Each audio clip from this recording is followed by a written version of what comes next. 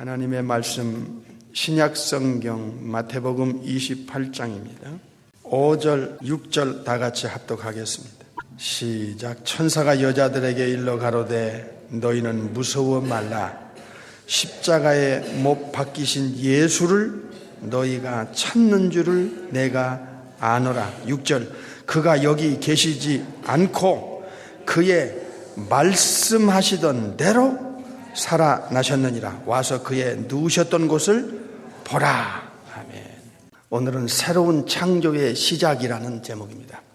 예수님께서 천국에서 내려오셔서 첫 번째 해결을 해야 할 문제가 죄처리였습니다. 그래서 육신이 필요했어요. 예수님께서 첫 번째 내다보신 사건은 십자가의 사건이었습니다. 몇 주 동안 우리가 하나님의 말씀을 들었습니다. 십자가의 도에 대해서 들었습니다.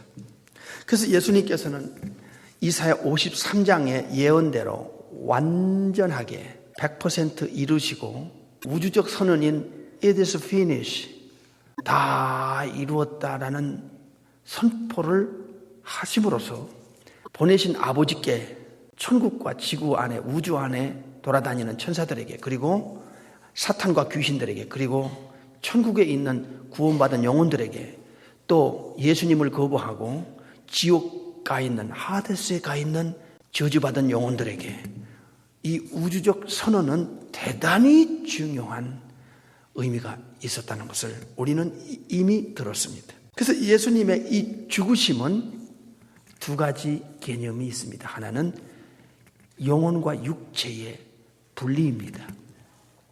육체가 속에서 영혼이 빠져나가면 육체가 가야 할 곳이 있고 영혼이 가야 할 곳이 있다는 것을 주님은 이 죽음의 문제에서도 알려줘야 했다는 것입니다. 창조의 원리는 죄를 가지고 있는 인간에게는 반드시 그 죄의 대가인 사망이 덮치게 되어 있고, 로마서 6장에, 그리고 육체 속에서 영혼이 빠져나가는 동시에 육체는 이제 지 할 일을 다 했습니다. 그래서 흙으로 돌아가는 창조주의 명령에 따라 다시 우리가 장례를 치르고 무덤으로 흙으로 돌려보내는 작업을 합니다. 그러면 육체는 끝입니다. 예수님께서 천국에서 이 땅에 별을 넘고 넘어 내려오셔서 십자가에서 아버지의 뜻을, 구원의 그 문제 중에 첫 번째인 죄처리를 완벽하게 하시고 육체와 영혼이 분리되는데, 여기서 예수님의 육체는 아리마대 요셉 무덤에 장례를 치르고요, 예수님의 영혼은 육체를 떠나 한 강도의 영혼을 데리고 네가 오늘 나와 함께 파라다이스, 낙원에 있으리라 하신 말씀대로 한 강도의 영혼을 데리고, 편의상 오른편으로 봅시다. 오른편 강도가 주님을 정말로 주인으로 인정을 했고요, 받아들였습니다. 그리고 죽음 바로 뒤에 기다리고 있는, 그리고 이 지구 밖에 기다리고 있는 그 제3의 세계, 즉 천국과 낙원, 그곳을 이 강도가 죽기 전에 예수님에게 진실로 부탁을 했습니다. 주의 나라에 들어가실 때 나를 기억해달라, 나를 데려가달라는 진실된 예수님께 부탁을 하고 예수님을 주인으로, 자기 주인으로, My Lord Jesus, 주인으로 인정하고 받아들였다는 것입니다. 누가 23장에. 그래서 예수님을 주인으로 받아들이고 천국에 가기를 진실로 원했으며 예수님의 나라에 들어가시는 것을 그가 알고 자기도 데려가 달라고 했습니다. 그럴 때 예수님은 분명히 약속했습니다. 네 영혼 내가 오늘 데리고 낙원에 갈 것이다. 육체는 예수님의 육체나 한 강도의 육체나 지금 못 박혀서 꼼짝도 못해요. 예수님의 영혼이 강도의 영혼을 데리고 육체를 빠져나갑니다. 지구를 떠납니다. 파라다이스, 정말 지구 밖에 실제 존재하는 그 낙원으로 예수님은 한 강도의 영혼을 데리고 가십니다. 그러므로서 예수님의 육신은 이제 더 이상 이 세상의 제재를 받지 않습니다. 이 세상에 더 이상 제한을 받지 않아요. 그래서 인간이나 세상에 어떤 것도 이제는 예수님이 죽음으로써 육체는 아리마대 요셉 무덤에 장사 지내는 순간에 이미 새로운 세계로, 새로운 차원으로, 제한을 받지 않는 영적 세계로, 초자연적인 세계로 예수님은 들어가신 것입니다. 죽음은 모든 사람들의 의식 속에는 이제 끝으로 생각하고 있었어요. 그리고 죽음 저편의 세계에 대해서 인간들은 몰랐고 막연하게 여겼고, 그리고 의식도 없었고, 사실은 인정을 안 하고 거부했었던 그 죽음 저편의 세계인 그 실제로 존재하는 또 다른 세계, 파라다이스가 있다고 하는 것에 대해서 예수님은 십자가의 죽으심을 통해서 엄청난 가치를, 그 중요성을, 내세의 실제를 알려주신 것입니다. 아브라함은 지금으로부터 4,000년 전의 사람인데 그가 막발라굴에 이삭과 이스마엘에서 장례를 치렀습니다. 예수님께서 2000년 후에 이 지구로 내려오셔서 아브라함의 영혼이 천국에 있다고 마태 8장에 가르쳐 줍니다. 그 다음에 누가 16장에서 예수님은 두 존재에 대해서, 신자와 불신자에 대해서 죽음의 그 처리가 이렇게 다르다는 것을 알려줬는데, 첫째로 아브라함이 가 있는 그 천국에 나사로의 영혼을 천사들이 내려와 받들어 지구 밖에 또 다른 실제적인 세계가 있다고 하는 근거로 예수님은 누가 16장에 아브라함의 품에 들어갔다 이렇게 표현하고 있습니다.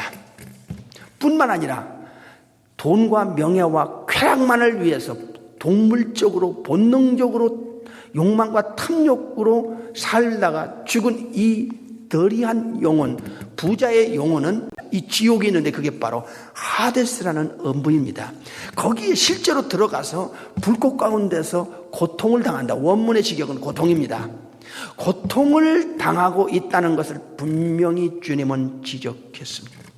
그러면서 마태 25장 46절에 가서는 죽음은 육체와 영혼의 분리이며 육체 속에서 영혼이 빠져나가는 것이며 육체는 흙으로 가고 영혼은 영생에 들어가든지 into everlasting life, 아니면 영혼이 벌받기 위해서 들어간다. 그러니까 예수님께서 가르쳐 주신 정확한 내용은 일단 예수 믿고 죄처리 받고 성령으로 거듭나 합법적으로 하나님의 자녀여 천국의 상속자가 된 자들의 죽음은 바로 예수님께서 네가 오늘 나와 함께 낙원에 있으리라 하신 말씀대로 영생에 들어가는 시간입니다.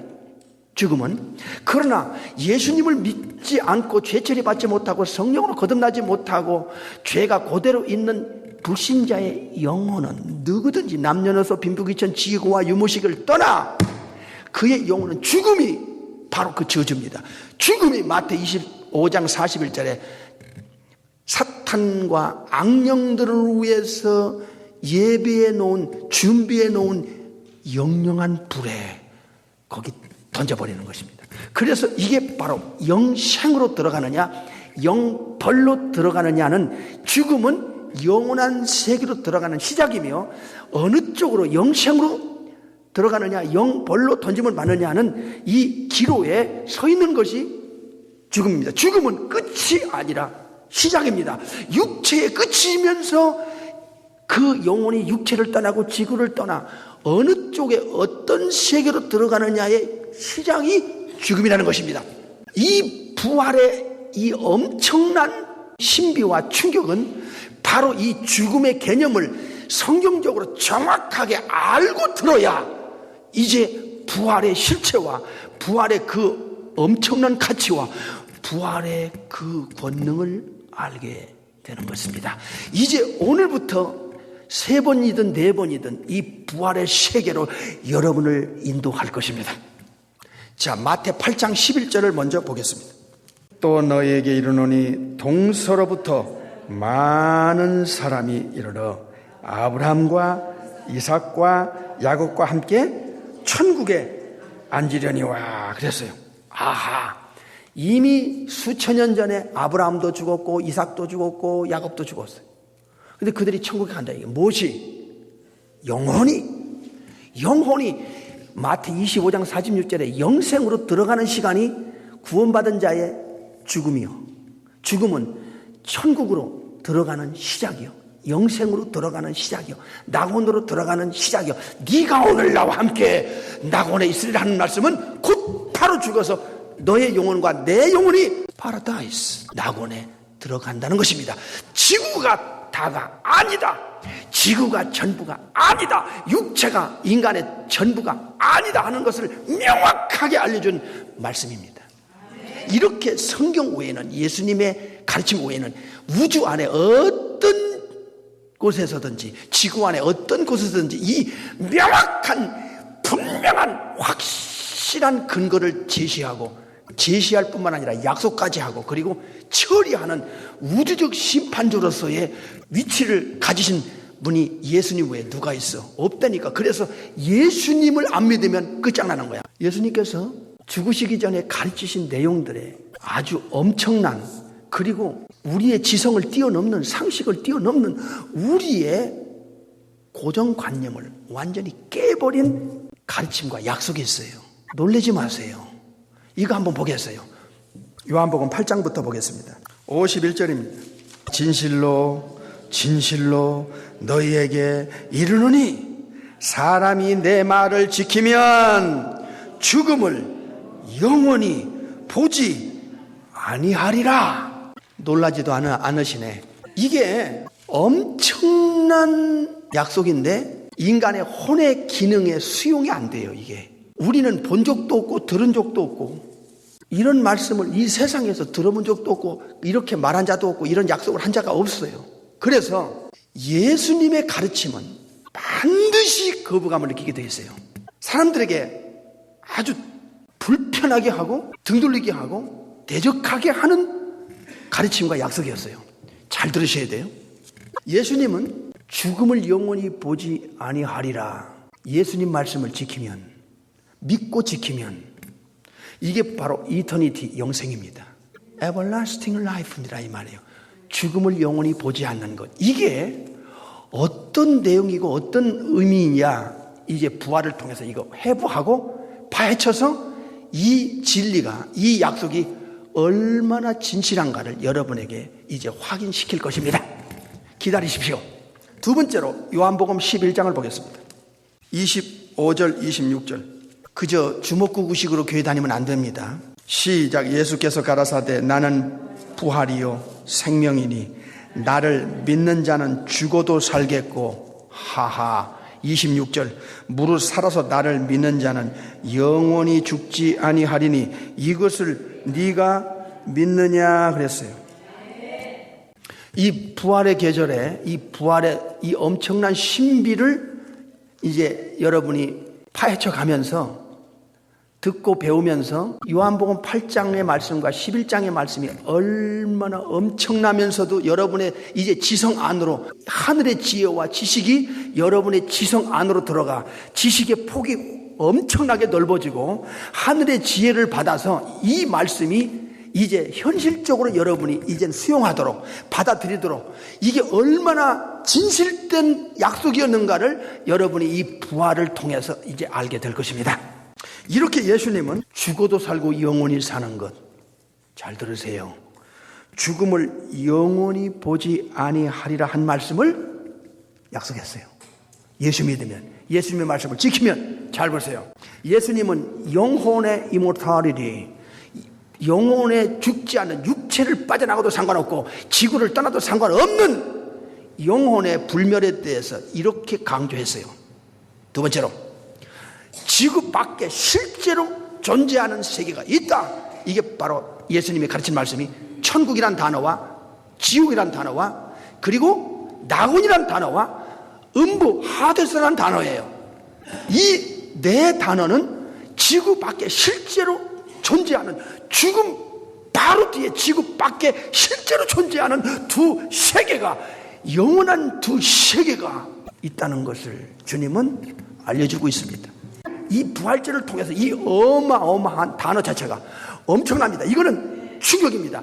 이 예수님의 가르침은 예수님을 믿고 영적인 눈이 뜨고 하늘의 지혜와 지식을 받아 이 지성에서 이해가 되고 믿는 자들에게는 엄청난 가치의 충격을 느끼고 반대로 모르고 알지도 못하고 영적 죽은 상태, 소경 상태, 아직도 혼의 그 기능에 묶여서 고정관념에 묶여있는 영혼에게는 그들에게도 충격인데 엄청난 거부감입니다. 이건 말도 안 되는, 이건 진짜 예수쟁이들, 이거 뭐 예수님이 이런 약속을 했다는데 이게 상식적으로 말이 된다는 얘기야?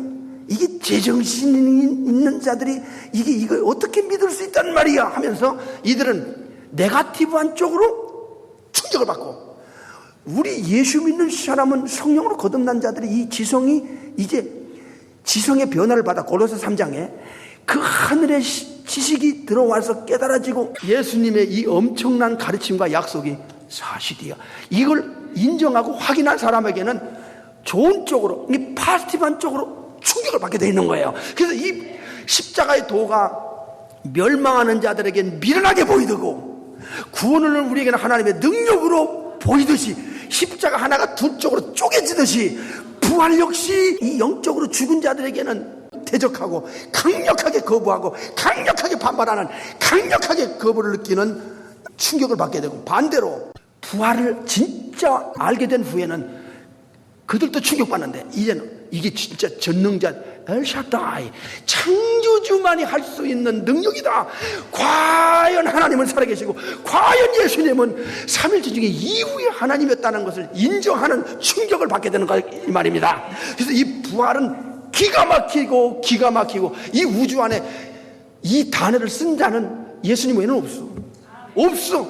그러면 이제 예수님께서 이렇게 영혼의 이모탈리티, 그 다음에 부활에 대해서 미리미리 가르쳤어요. 놀라운 일입니다. 그런데 예수님은 요한복음 5장에 무덤 속에 있는 자가 예수님이 재림의 음성을 들을 때가 오는데 잘 들어야 돼요.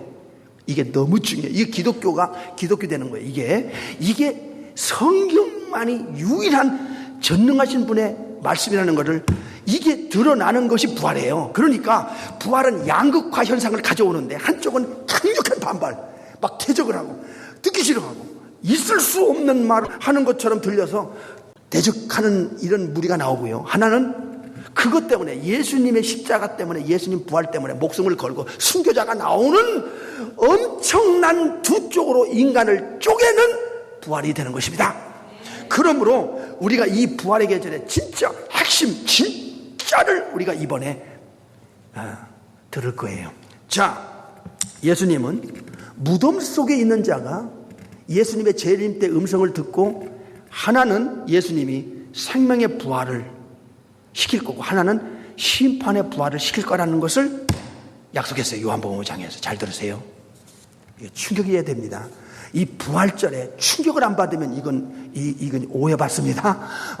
영적으로 너무 모르거나 무디거나 정말 강팍하거나 이렇게 오해받을 수 있기 때문에 정신을 바짝 차리고, 진짜 어디서도 흉내를 못 내는 예수님의 부활이 한 방에 진짜 창조주의 실존, 창조주가 살아계시다는, 그래서 무신론이 완전히 깨지고 그리고 진화론이 완전히 깨지고 이 창조론, 즉 창조주가 계시고 창조론이 실제라고 하는 것을 역사의 무대에 드러낸 결정적인 증거요, 사건이 뭐냐? 레surrection입니다. 이 아나스타시스라고 하는 부활이에요. 그래서 이 부활을 정말 현대 교인들은 정말 이제 주먹구구식으로 할 게 아니라 너무나 정확하고 너무나 분명하고 너무나 확신에 찬 초대교회 신앙인들의 그들이 느꼈고 체험했던, 그들이 알았던 그 세계로 우리도 가야 된다, 그 말입니다. 예수님께서는 요한복음 6장을 보세요. 5번을 강조하는데 6장 39절 보세요. 이미 죽으시기도 전에 이거를 약속했어요. 요한복음 6장 39절 시작. 나를 보내신 이의 뜻을 행하려 함이니라. 나를 보내신 이의 뜻은 내게 주신 자 중에 내가 하나도 잃어버리지 아니하고 마지막 날에 다시 살리는 이것이니라. 하하, 저를 보세요. 마지막 날은 예수님의 세컨드 커밍 때입니다. 파루시아 에피파네이 아포칼리시스라고 하는 예수님의 재림 때인데, 이때 예수님이 약속해요. 내가 이때 이들을 다시 살려내겠다는 거예요. 즉 resurrection입니다. 부활시키겠다는 거예요. 자, 요한복음 5장에서 요한복음 6장에서 5번을 강조해요. 다시 살린다, 다시 살린다. 잘 들으세요. 이것은 어느 쪽든지 충격을 받아야 되는 겁니다.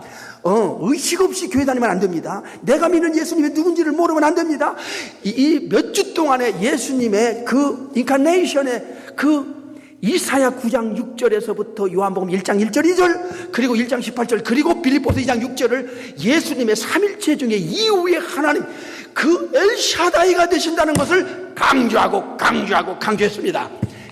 예수님의 가르침과 약속을 보세요. 이거는 인간 차원이 아닙니다. 인간은 이렇게 약속을 못해. 감당할 수 없거든. 그래서 이 우주 안에 지구 안에 그 아담 이후로 어떤 인간도 예수님처럼 가르친 자가 없어요. 예수님처럼 약속한 자가 없어요. 예수님처럼 신성, 즉 하나님 되심, 창조주의 그 전능성을 가진 분이 이 땅에 성령의 잉태를 통해서 이 땅에 내려오신 분도 없어요. 이때는 아멘 해야죠. 그렇기 때문에 예수님의 가르침은 바로 구약의 그 삼일체 중에 이후의 하나님이심을 우리는 인정하지 않을 수가 없습니다. 그러면 예수님이 죽어도 살고 영원히 산다. 뭡니까? 다음 주에 정확하게 베일을 벗게 될 겁니다. 죽어도 살고 영원히 산다는 게 무엇인가? 죽음을 영원히 보지 않는다는 게 무엇인가? 무덤 속에 있는 자가 주님이 재림할 때 생명의 버리든 심판의 버리든 살려낸다는데 다시 마지막 날 세컨 커밍 때 다시 살려낸다는데 이게 레surrection입니다. 아나스타시스입니다. 부활입니다. 그런데 이게 이렇게 엄청난 약속을 주님이 하셨다 이 말이에요. 그러시면서 요한복음 11장으로 넘어가면 이제 예수님 자체에 대해서 말씀하고 있습니다. 요한복음 11장 25절 예수께서 가라사대 나는 부활이요 생명이니 그랬어요. 잘 보세요. I am the resurrection. 내가 부활이야. 내가 부활의 주체고 내가 부활을 줄 수 있는 주체야 하는 뜻입니다. 에고 에이미 해 아나스타시스. 내가 부활 자체며 너희들에게 가르쳤잖아. 약속했잖아. 요한복음 5장에서 요한복음 6장에서 요한복음 8장에서 무덤에서 내가 두 종류의 부활을 시킬 것이며 마지막 날 내가 재림 때 너희들을 부활시킬 것이고 내 자체가 I am the resurrection.